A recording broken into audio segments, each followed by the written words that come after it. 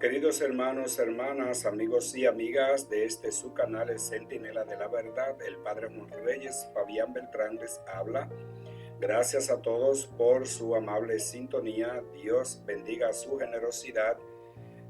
Una vez más con ustedes, no para necesariamente contradecir mentiras protestantes, pero tampoco deja de serlo, porque cuando un protestante o cuando cualquier persona dice verdades, pero exagerándola, llevándola a un plano de manera que le haga daño, al final de cuentas se convierte también en mentiras. Y cuando uno se defiende, pues de todas maneras se defiende contra esas mentiras que se dicen. A lo largo de los años, desde el año 1517, que aparece el protestantismo, pues últimamente, no así con Lutero, pero últimamente con todos los grupos que han ido apareciendo día tras día, hoy se han multiplicado de una manera vertiginosa.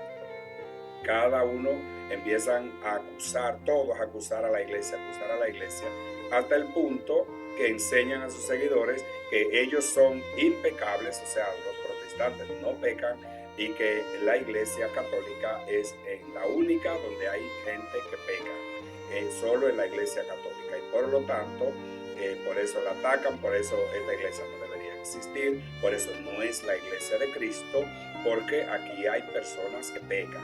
Entonces, todo esto es un grave error, un gran error de los protestantes, y justamente hoy yo quiero primero decir algunas cosas sobre la iglesia que yo creo que son buenas y son necesarias que usted las sepa, y vamos a oír luego una parte, o sea, lo que dice un hermano protestante de la iglesia católica, y luego entonces yo le voy también a refutar algo que él dice, de manera que si a usted le gusta, pues todo lo que el contenido de este video, ya ustedes saben que está llamado a compartirlo, a decir que le gusta, está llamado también a comentarlo y todo lo que ustedes quieran.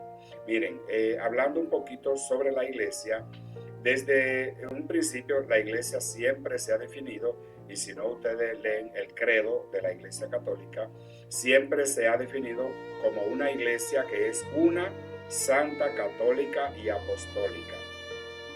Aquí no hay ningún nombre, aquí lo que hay son características de la iglesia, una, santa, católica y apostólica. Entonces, la iglesia es santa, es en la nota que yo me quiero quedar. La iglesia es santa, independientemente de que sean santos sus seguidores, sus miembros, porque la santidad de la iglesia no depende de la santidad de sus integrantes. Entiendo que usted entienda que todos los integrantes de la iglesia deberían ser santos. Nosotros también lo sabemos, porque todos tenemos el llamado a la santidad, y si ustedes entienden tenerlo, imagínense nosotros que tenemos 2000 años sabiéndolo. La iglesia es santa porque Cristo, que la fundó, la hace santa. Los seguidores de Cristo, llamados y atraídos por Dios, según Hechos 2:47, han sido hechos santos en el bautismo y deben conservar y perfeccionar esa santidad de vida, o sea, esa santidad en su vida. La iglesia, repito, no es santa porque en ella hay santos. Y si fuera así, como quiera lo es, porque los hay. En ella hay santos porque se santifican al entrar. Por eso en ella hay santos. Más claro, la iglesia no es santa porque yo soy santo. Si yo soy santo o llego a ser santo, es porque estoy en la iglesia que me hace santo. La santidad se refiere a la dedicación al servicio divino y a la pureza de corazón, y esto solo se logra en la iglesia, que es base y fundamento de la verdad, según el apóstol San Pablo en su primera carta a Timoteo, capítulo 3, versículo 15. en la cual se da gloria a Dios, según Efesios 3:21. Cuando Dios elige, y esto por poner un ejemplo, cuando Dios elige a Israel para que sea su propiedad, no lo hace porque Israel es impecable. O sea, porque en Israel hay personas que no pecan. De la misma manera, cuando Jesús forma su iglesia, no llamó a hombres impecables, ni tampoco puso como condición que los miembros de la iglesia deberían ser impecables. Claro que sí le dijo, sean santos como vuestro Padre Celestial es santo, sean perfectos como su Padre Celestial es perfecto. Eso sí, pero esa es la lucha que debe tener cada humano, cada cristiano día tras día. No es de la noche a la mañana usted se acostó siendo injusto y amaneció siendo justo. No, estas son cosas que hay que trabajarlas. Son cosas que hay que trabajarlas.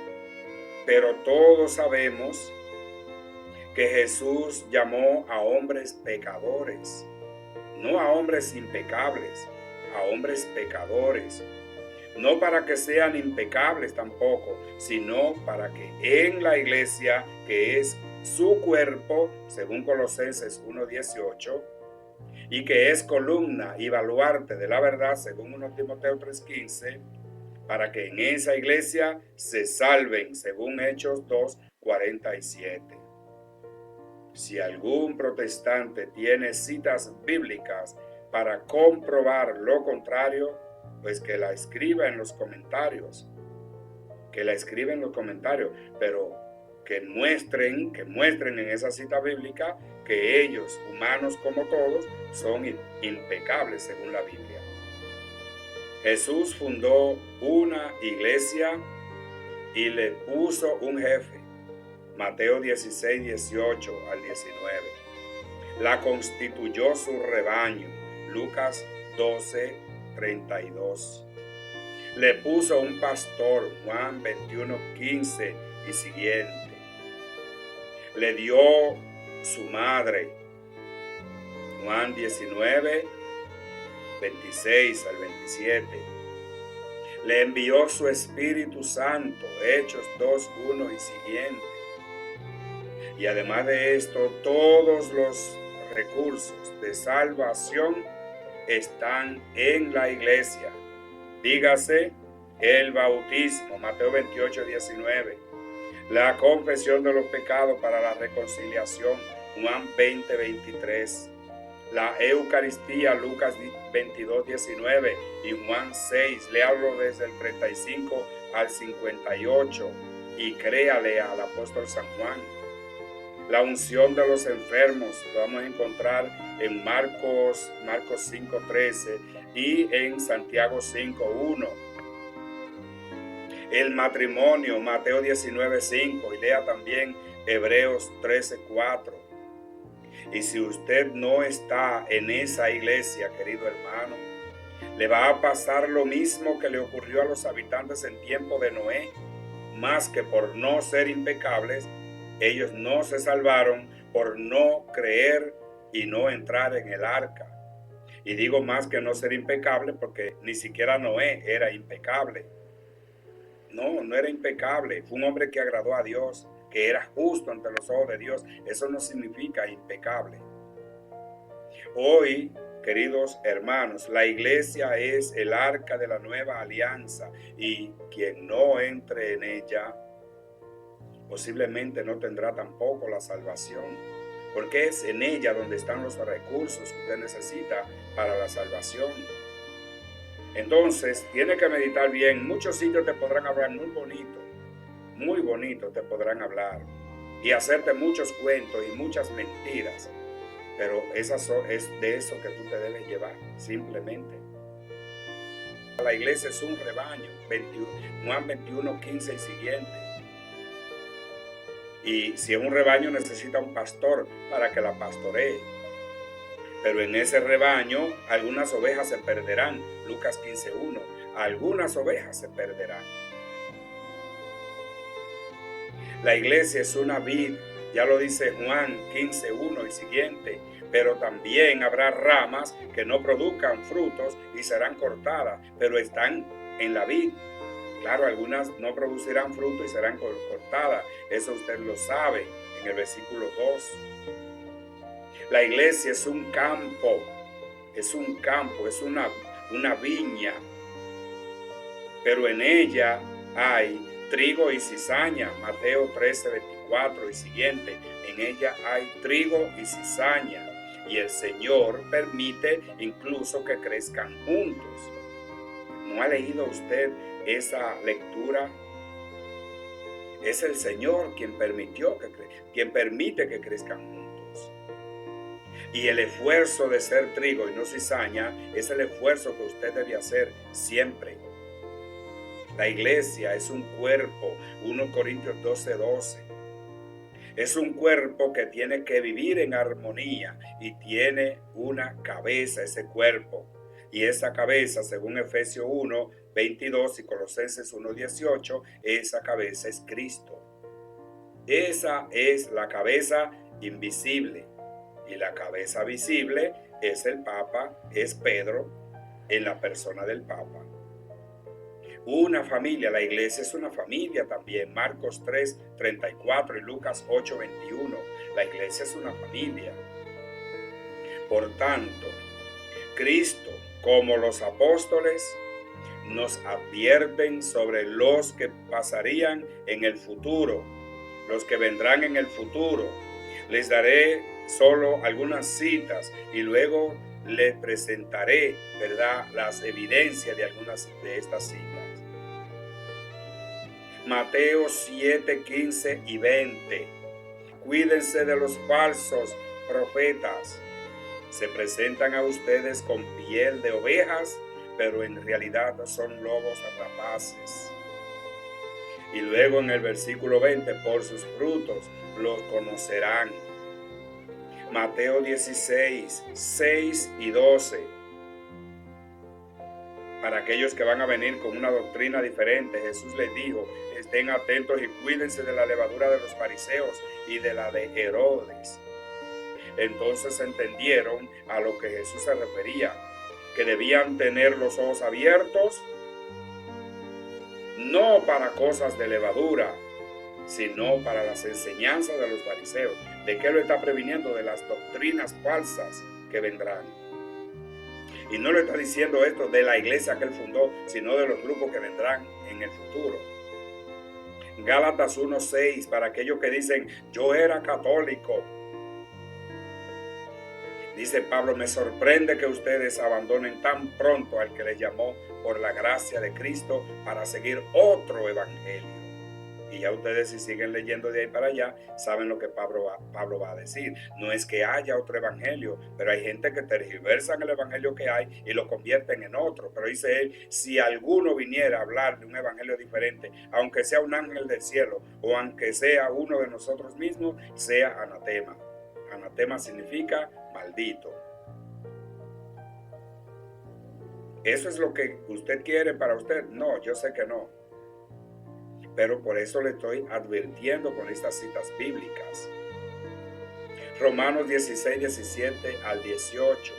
Les ruego, hermanos, que se cuiden de los que provocan disensiones y escándalos, contrariamente a las enseñanzas que ustedes han recibido.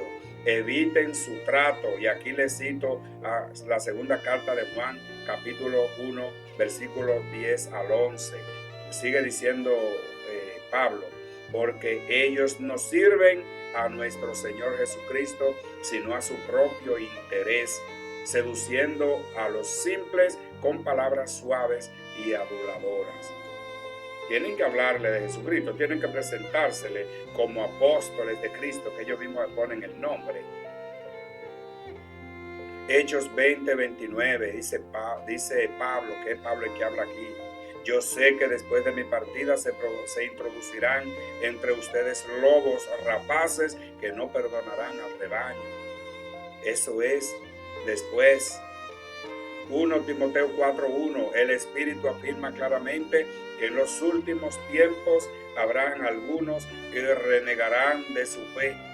En otra versión te va a decir que apostastarán de su fe para entregarse a espíritus seductores y a doctrinas de demonios, seducidos por gente mentirosa e hipócrita, cuya conciencia está marcada a fuego.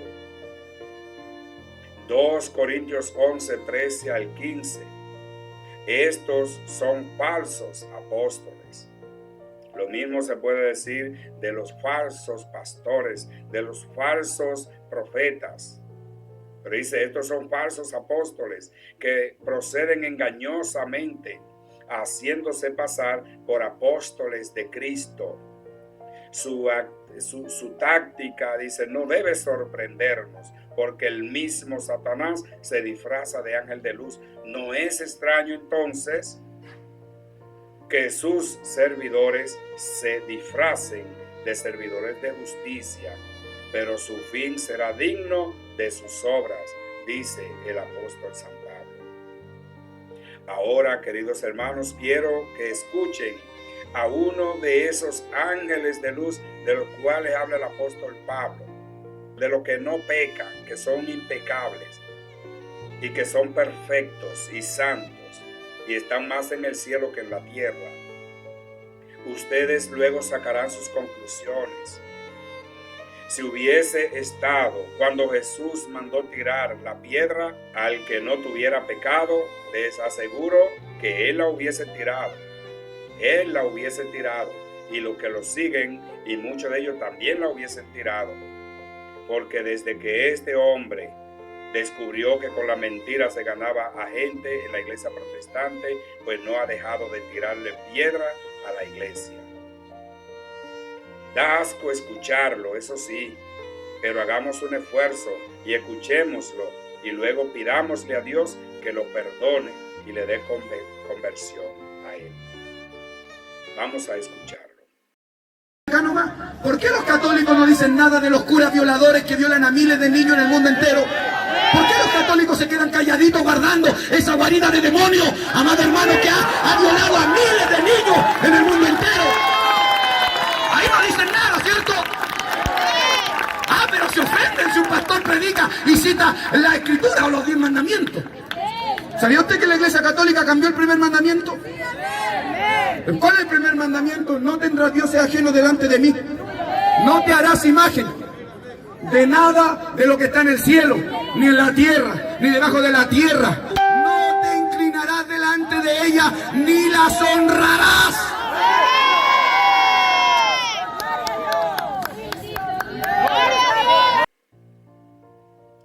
La Iglesia Católica tiene 2000 años de historia, caminando entre luces y sombras, entre trigos y cizaña, navegando entre el bien y el mal, rodeados de gente buenas y malas, gente que la atacan por dentro y que la atacan desde afuera, desde adentro y desde afuera. Si se dan cuenta, la Iglesia ha tenido 266 papas, desde San Pedro en el siglo I hasta el Papa Francisco, que fue hecho Papa en el año 2013. Ellos son el gobierno de la Iglesia. Todos deberían ser santos. Todos deberían ser santos. La Iglesia debería reconocerlo a todos como santos. Y con eso taparía su historia. Taparía que hay sombras, que hubieron luces y sombras, todo eso. Sin embargo, la Iglesia más que nada es consciente de lo que dice Mateo 13:24. La Iglesia es consciente de eso. No lo son todos los papas, no son santos. O por lo menos no lo eran al instante de su muerte. La Iglesia solo ha reconocido como santos a unos aproximadamente 83 de ellos. Claro, a los otros estarán en camino, o sea, del reconocimiento de la Iglesia. Lo que significa esto es que la Iglesia no oculta su historia, que la Iglesia no anda llamándole bueno a lo malo y malo a lo bueno. La Iglesia no hace eso. Los que quieran conocer las luces y las sombras de la iglesia no tienen que buscarlas en fuentes externas a ella, sino en su misma historia. Oigan lo que dice este hermano. Ustedes lo oyeron, pero se lo repito. ¿Por qué los católicos, dice él preguntando, por qué los católicos no dicen nada de los curas violadores que violan a miles de niños en el mundo entero? Y luego dice, guaridas de demonios, guarida de demonios. O sea, todos esos curas son demonios y la iglesia es la guarida. O sea, la iglesia es el infierno, donde están todos esos demonios, según ese hermano. La iglesia sí que es consciente del mal causado por algunos de sus miembros. La iglesia es consciente. Pero, ¿será verdad que la iglesia no dice nada? No solo lo dice, sino que hasta ha pedido perdón públicamente por todos los abusos que han hecho personas dentro de la iglesia. Se han creado comisiones para perseguir esos casos. Se han suspendido inmediatamente innumerables obispos, sacerdotes, diáconos, religiosas, religiosos, etcétera, y laicos se han quitado de los trabajos por esta causa. La Iglesia Cristiana Católica ha tenido que cargar con la culpa de tener obispos, sacerdotes, diáconos, etcétera, pederastas y violadores. Claro está, y de toda índole, de todo pecado. La Iglesia, sí, es el campo donde hay mucha cizaña también. Trigo y cizaña, Mateo 13:24. Pero a los que hayan sido cizaña en la Iglesia, se le aplicará justamente lo que dice el versículo 30 de este capítulo. Eso se le aplicará a todo aquel que está haciendo cizaña dentro de la iglesia y fuera de la iglesia también. Pero los casos de abuso sexual, queridos hermanos, ¿son exclusivamente de la iglesia católica? Una pregunta que le dejo, investiguen, ¿son exclusivos de la iglesia católica? Claro que cuando usted está investigando en el internet, usted va a encontrar toda la noticia católica y las otras no la va a encontrar muchas veces. Y es posible que encuentre algunas, pero no necesariamente. Lo primero que le van a tirar son los casos de la iglesia católica. Pero yo le digo, no son exclusivos de la iglesia católica. Hay también denuncias diversas en comunidades religiosas alrededor del mundo, iglesias protestantes, grupos islámicos, comunidades judías y otras organizaciones religiosas. En todas hay denuncias. Es un problema global que trasciende religión y cultura. Pero este hermano y la mayoría de los protestantes no lo conocen porque ellos son impecables. Claro está, ellos no lo hacen. El hecho de que a la opinión pública solo le interese el mal que acontezca en la iglesia católica, a mí me gusta, pero no significa esto que solo en la iglesia católica hay mal. Esto es un bien incluso para la iglesia, porque la iglesia está llamada a corregir. Tiene que corregirse a sí misma, y si ella no lo hace, pues es bueno que sea corregido por otro, llamado a la atención. Espero que ningún caso en el futuro, ni que haya pasado, quede impune, que no pase por desapercibido ningún caso. Pero yo voy a poner solamente 2 ejemplos, solamente para decirles, hermano, y a quien lo escucha, y a quien escuche en este video, que no es verdad que solamente la iglesia, sí, la iglesia ha causado mucha vergüenza, claro está, y mucho pesar. Y hasta el día de hoy a veces tiene que caminar hasta cabizbaja. Yo me imagino en los sitios donde ha habido tantas acusaciones, cómo deben andar. Sí, deben andar con vergüenza. Claro está, porque no debería ocurrir ni siquiera en el pensamiento un caso de eso. No debiera. Pero el día 6 de abril del año 2003, un artículo publicó, y esto es de una diócesis en los Estados Unidos, que me reservaré el nombre. Dice que más de 150 sacerdotes católicos, oigan bien, más de 150 sacerdotes católicos y otras personas, dice, abusaron sexualmente de más de 600 niños, oigan, en los últimos 80 años. Esto correspondería a unos 7 u 8 por año. Claro, no deberían ser ninguno. Sin embargo, dice el mismo relato, sin embargo, una investigación periodística reveló que solo desde 1998 a 2019, y eso significa 21 años, 380 líderes religiosos de la principal iglesia protestante de Estados Unidos fueron acusados de abuso sexual a más de 700 personas, en su mayoría menores de edad. ¿Y esto corresponde a cuánto? A 35 por año. O sea, 7 por año a 35 por año, la diferencia es abismal. El otro ejemplo que le voy a poner es de Alemania. Tampoco voy a mencionar, ¿verdad? Pero sí es de Alemania. Y este fue un artículo que salió en el 25 de enero de 2024.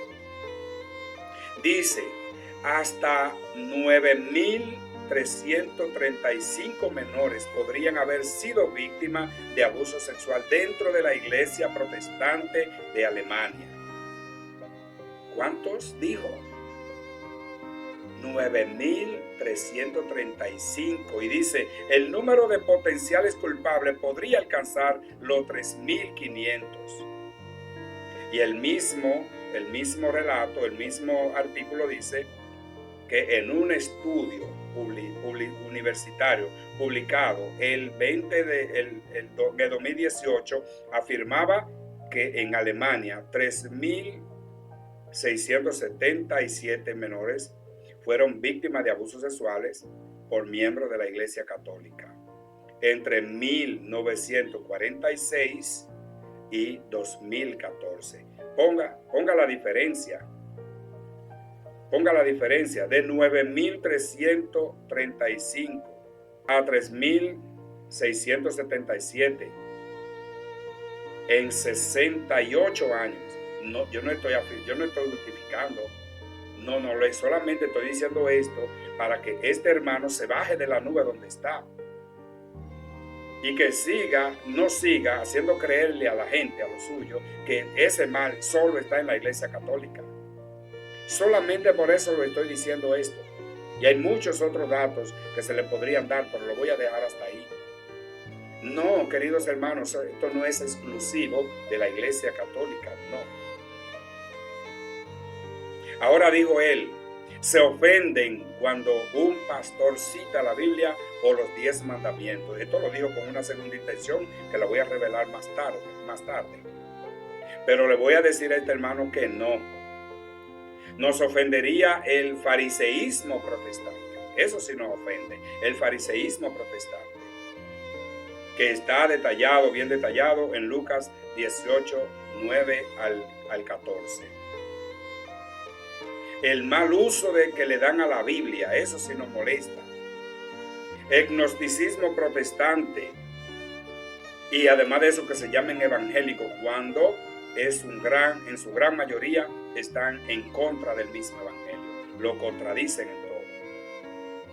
La iglesia de hoy, en relación con el protestantismo, es idéntica a Jesús, su fundador, con relación a los letrados y fariseos de su tiempo.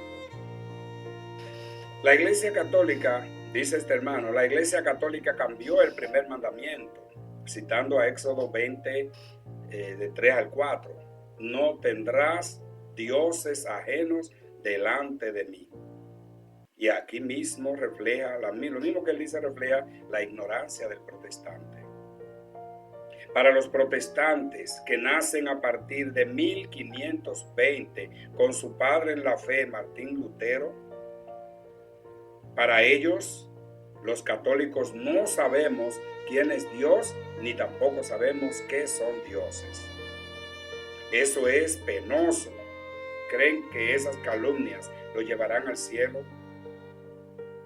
Sí que como hay tantos católicos ignorantes, eso es lo que ellos se llevan. Católicos ignorantes. Católicos que al irse dejan de ser católicos, pero no dejan de ser ignorantes. Se convirtieron de católicos ignorantes a ignorantes protestantes. Eso es lo único que pasa. Y eso es lo que se llevan cada vez que hacen todas estas cosas, esta crítica poniendo a la iglesia en contra de la gente. Ese hermano quizás quiso decir que Jesús cambió el primer mandamiento. Lean Mateo 22, 37 al 40, léanlo. Si la iglesia lo hizo, si la iglesia lo cambió, pues ella es la única que tiene la autoridad para hacerlo. ¿Por qué? Porque ella es cuerpo de Cristo y el cuerpo no hace nada sin que lo disponga la cabeza, que es Cristo. Sin embargo, la iglesia no lo hizo, no cambió ningún mandamiento. Eso es solamente una calumnia. Ahora, si es verdad que usted, protestante, que a los protestantes les gusta y buscan la verdad, pues yo les daré motivos para que critiquen más a la iglesia, a la única iglesia de Cristo. Lean, por favor, y este es el motivo que le doy, lean el Catecismo de la Iglesia Católica. Lo podrán encontrar en PDF, en internet. Y verán cómo la iglesia cambió los mandamientos. Y además de eso, si es verdad que los cambió, van a ver cuáles son los nuevos mandamientos que enseña la iglesia. Ahora, como el catecismo de la Iglesia Católica es muy amplio, les especificaré los números que tienen que leer para que no lo tengan que leer entero. Cojan lápiz y papel, queridos hermanos, para que empiecen a anotar. Los 10 mandamientos están meditados en el Catecismo de la Iglesia Católica desde el 2083 al 2557. Lea esos números del Catecismo de la Iglesia Católica y entonces tendrá una base mayor para decir que la Iglesia cambió los mandamientos y ahí sabrá cuáles son los mandamientos que los sustituyen a los mandamientos de Dios. Ese mandamiento del que habla mi querido hermano para decir que por ese mandamiento que dice que la iglesia lo cambió, Jesús ni siquiera lo menciona en Marcos 10:19. Pero no importa porque Jesús, hay otro que no lo menciona y también existe. Jesús nos dio un nuevo mandamiento en Juan 13:34 y no es lo que este hermano pues critica. Queridos hermanos cristianos católicos y cristianos protestantes, Éxodo 24, o 3 al 4, que también está en Deuteronomio 5, del 8 al 9, no te harás estatuas ni imagen alguna de lo que haya arriba, en el cielo, abajo, en la tierra o en las aguas debajo de la tierra. Y luego el versículo le cito, Deuteronomio 4:15, que es donde está la prohibición de hacer una representación de Dios. O sea, para que el pueblo de Dios, cuando entrara en la tierra prometida, no hiciera una representación de su Dios. Está en Deuteronomio 4:15 y siguiente. Dice Moisés al pueblo, mediten bien lo que van a hacer. Ustedes no vieron figura alguna el día en que Yahvé les habló en el monte Horeb, en medio del fuego. Como no vieron ninguna representación, no vieron ninguna figura, lo que está diciendo es, no hagan figura, sigan leyendo de ahí en adelante. Y ahí es donde Dios dice que no quiere que ser representado por ninguna figura, ni de humano, ni de animal, ni de nada, ni de reptil, ni de nada.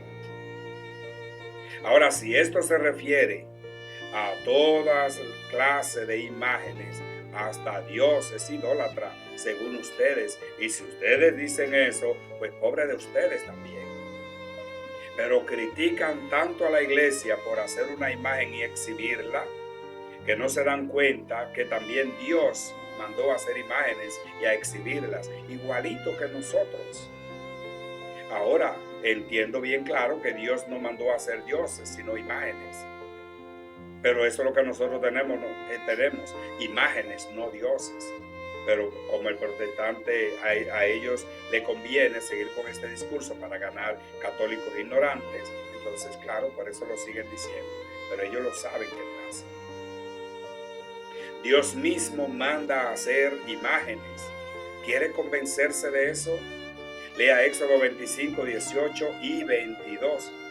No 18 al 22. Lee el versículo 18 y lee el versículo 22. Si lo quiere leer todo, mejor. Primer libro de los Reyes, capítulo 6, versículo 23 al 29. Por favor, léalo y verás si Dios mandó a hacer imágenes o no. Primera de Reyes, capítulo 8, versículos 6 al 11. Por favor, léalos y veremos a ver quién tiene la verdad. Números 21, 8, que después Jesús lo cita, este pasaje en Juan 3, 14. Número 21, 8, léalo por favor. Si la Iglesia Católica es idólatra por hacer una representación de sus santos, que la Iglesia lo vio, y además de eso de exhibirle en los templos, entonces van ustedes también a decir que Jesús, que Dios es idólatra, porque Dios mandó a hacer imágenes para ponerle en el templo también. Pero vamos a volver a Éxodo 4:20. No te harás estatua ni imagen alguna de lo que hay arriba, en el cielo, abajo de la tierra, etcétera, etcétera. Leamos entonces el versículo 3. No tendrá otros dioses fuera de mí. ¿Qué es lo que Dios prohíbe? No son todas las imágenes, está prohibiendo los dioses. Está hablando de las imágenes, de las estatuas y todas las cosas que se hacen de otros dioses, que no eran dioses en realidad, sino que son dioses falsos. Lean el versículo 5 donde Dios dice que Él es un Dios celoso, pero es Dios celoso de una imagen de la Virgen María.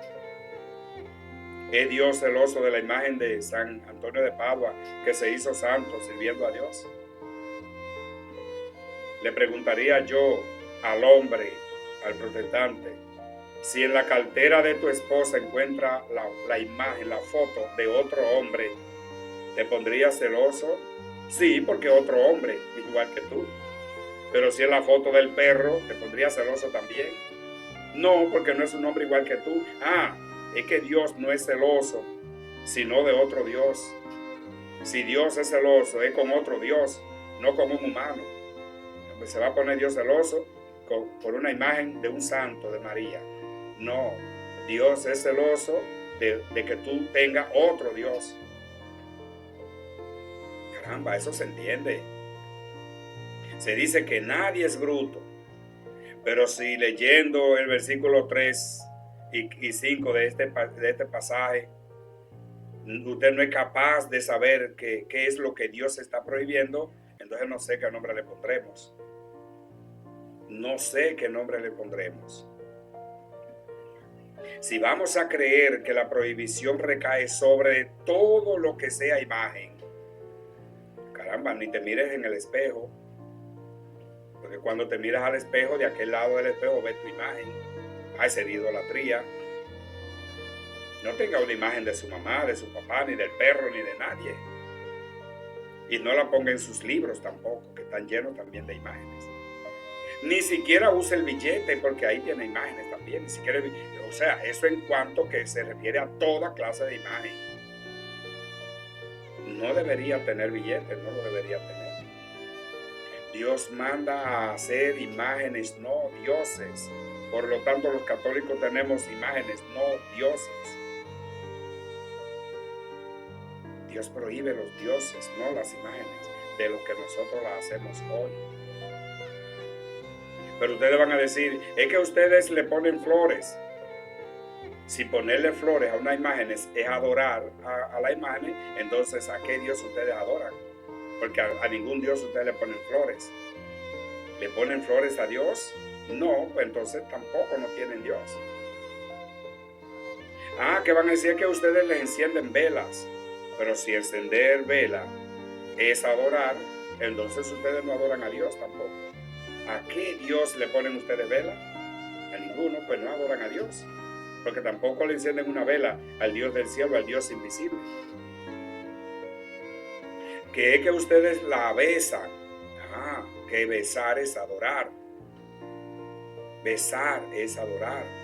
Usted adora a su esposa, adora a su esposo, adora a sus hijos, adora a su mamá, a su papá, adora a su novia o a la persona que ama, porque usted le da un beso. Y si besar es adorar, y nosotros con besar una imagen estamos adorándola, entonces ¿a qué Dios ustedes besan? Pues no tienen Dios, entonces no adoran a Dios porque no lo besan. Que ustedes se arrodillan delante de ella, sí, está bien. Hasta el hombre se arrodilla delante de su novia para que no le diga que no cuando le pide casarse, que lo reciba como esposo. Pero que ustedes se arrodillan delante de esas imágenes, pero que arrodillarse entonces significa que esas imágenes son Dios. ¿Delante de qué Dios ustedes se arrodillan entonces? No tienen Dios, porque delante de qué Dios ustedes se arrodillan. Entonces, si consideran un Dios a las imágenes que hay en los templos católicos, si es adorar, poner flores, o besar, o arrodillarse, o darle un beso, tendré que concluir que los protestantes no tienen Dios, porque con ninguno de ellos hacen esto, porque no hacen esto con ningún Dios. Entonces, queridos hermanos, hermanas, no condenen y no serán condenados, dice la palabra de Dios. No condenen y no serán condenados. No juzguen y no serán juzgados. No juzguen y no serán juzgados. Pero bien, queridos hermanos, hermanas, hasta aquí mis palabras. Yo sé que muchas cosas más se pueden decir, se pueden señalar. Si este video tú crees que digo verdad, compártelo. O simplemente también pon tu comentario, dile que dale me gusta también para que YouTube se lo muestre a otros. Dime cuáles son las cosas falsas, pero ser respetuoso también en los comentarios. Y lo digo esto para algunos protestantes que entran y lo que empiezan es a ofender. Así es. Ya ofensa además tenemos, ya tampoco ni siquiera nos importa. Porque en 500 años no han hecho más que ofender a la iglesia. Pero ni las fuerzas del infierno prevalecerán contra ella. Queridos hermanos, hermanas, pido a Dios Todopoderoso que nos bendiga, nos proteja, nos guarde siempre en su amor de Padre, nos lleve en ala de su Espíritu hacia donde queremos llegar. Que Jesús sea el árbitro entre nosotros y que dé a cada uno lo que merece según sus obras. Que tu amor sea reflejo del amor de Cristo y que se extienda a todos los hermanos. Y que la bendición de Dios se derrame en ti y en todos los tuyos. Recíbela en el nombre del Padre, del Hijo y del Espíritu Santo. Amén.